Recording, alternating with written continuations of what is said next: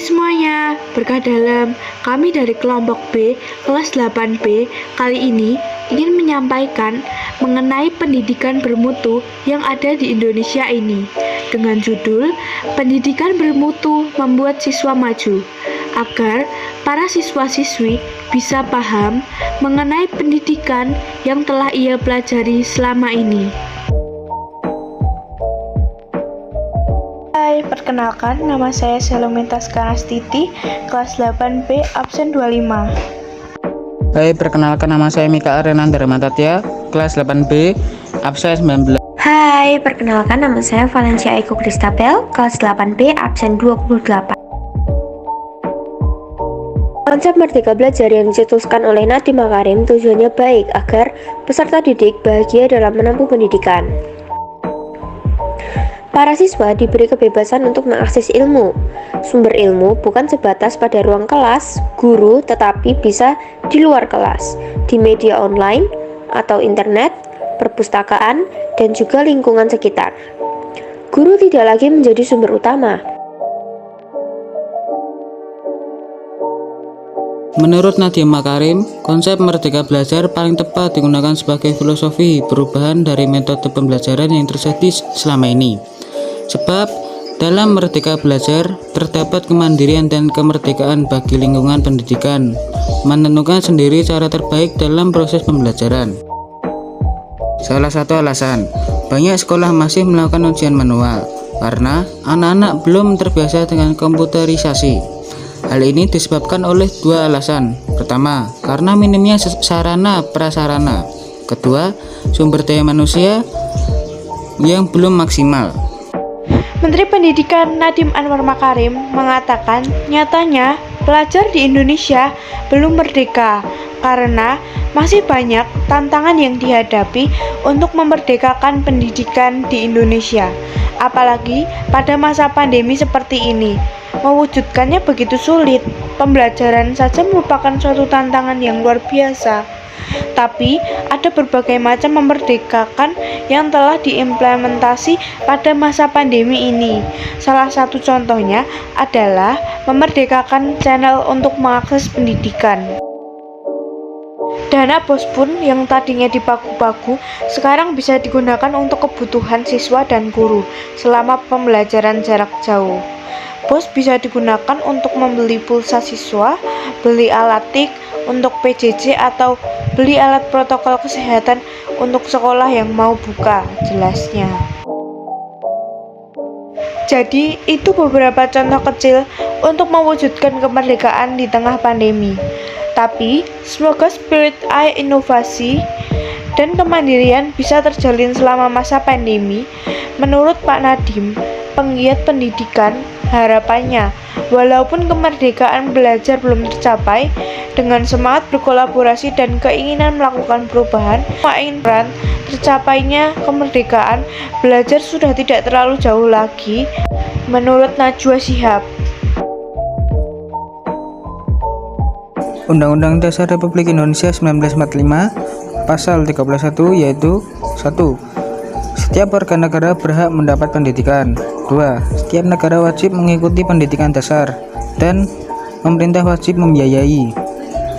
Maka dari itu, pendidikan merupakan hak asasi yang benar-benar penting dan wajib didapatkan oleh semua manusia.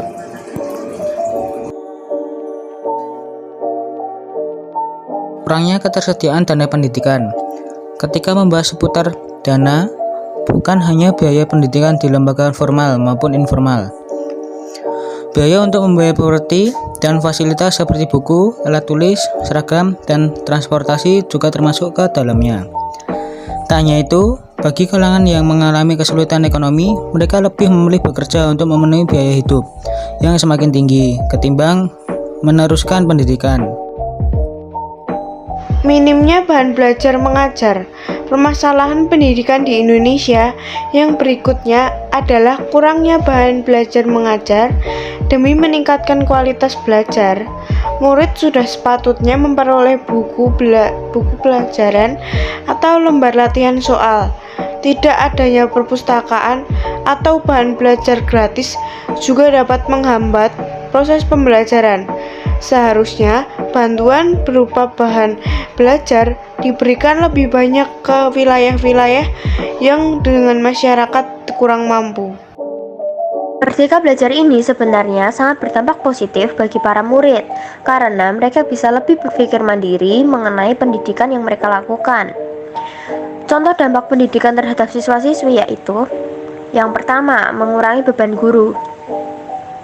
Seperti yang sudah dikatakan sebelumnya, selain mengemban tugas mulia, guru juga harus dihadapkan dengan tugas tersulit. Dengan adanya program Merdeka Belajar, diharapkan dapat mengurangi beban yang dirasakan oleh guru. Yang kedua, menciptakan belajar lebih menyenangkan. Karena suasana belajar yang menyenangkan bukan hanya dapat meningkatkan semangat belajar siswa, melainkan para guru hingga orang tua pun bisa merasakan. Yang ketiga, bebas berekspresi.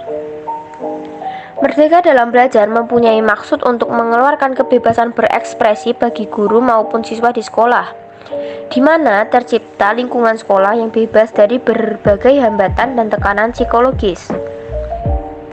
Yang keempat, tidak menuntut siswa menjadi sama.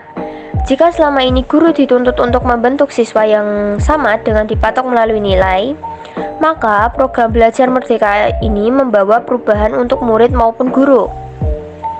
Sebagai guru, tentu Anda menyadari bahwa setiap anak dititipkan dengan keistimewaan yang berbeda. Solusi yang bisa kita berikan untuk mengatasi permasalahan tersebut adalah 1. Memperluas akses program edukasi berkualitas tinggi sejak dini. Program edukasi sejak dini akan lebih baik bila diadakan secara menyeluruh, tidak hanya di kota-kota besar seperti Jakarta, Bandung, Bogor, Yogyakarta, dan Medan. Tujuannya adalah merangsang pertumbuhan dan perkembangan otak anak.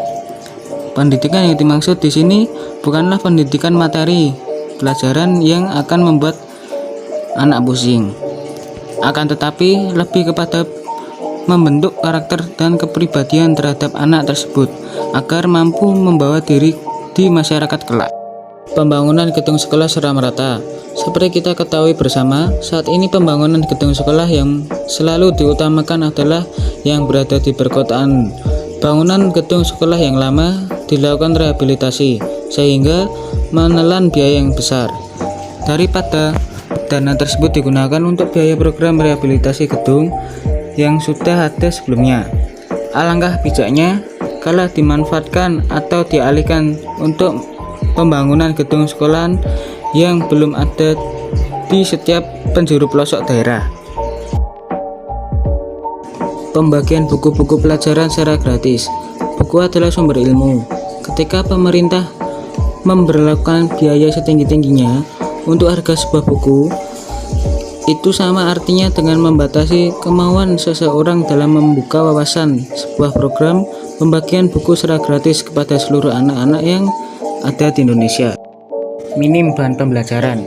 Tidak dapat dipungkiri, masalah pendidikan di Indonesia juga terbentur pada keterbatasan bahan ajar. Kurangnya keterbatasan bahan ajar menurut saya hal yang wajar, karena memang dari kesadaran akan literasi di Indonesia termasuk di urutan terakhir dari sudut perspektif lain. Menurut saya bisa jadi bukan karena masalah minimnya bahan pembelajaran, tetapi masalah kurangnya kesadaran untuk membuat inisiatif mencari modul pembelajaran. Lagi-lagi saya kurang setuju dengan masalah keterbatasan menjadi alasan. Mungkin banyak yang menyebut bahwa keterbatasan bahan pembelajaran tidak memadai, padahal sebenarnya kita bisa mencari sendiri. Dengan cara-cara seperti ini lebih solutif daripada menyalahkan atau menuding. Setidaknya dengan cara ini menjadi upaya memberi jalan keluar untuk kebutuhan diri sendiri dan memberikan ruang jalan bagi orang lain. Let's contribute and participate in caring for education. No need to be a politician or pessimist. Just have the intention and start from simple things. Kesimpulan dari bacaan yang telah kami jelaskan yaitu bagaimana cara membuat pendidikan di Indonesia ini agar lebih bermutu, seperti memperluas akses program agar semua siswa-siswi bisa mengerti apa yang akan mereka pelajari. Kita semua juga sebagai anak muda harus bisa membangun kemerdekaan belajar di Indonesia ini. Kita tidak perlu takut untuk sekolah karena biayanya yang mahal atau yang lainnya. Karena setiap orang itu berhak mendapatkan pendidikan dan pemerintah wajib membiayai. Seperti pasal UUD yang telah tersedia. Maka dari itu, ayo kita semangat membangun pendidikan Indonesia agar bisa lebih maju lagi.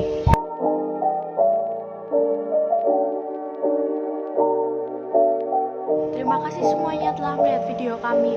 Semoga bermanfaat ya, berkah dalam. Oh iya, jangan lupa like and subscribe ya. Terima kasih.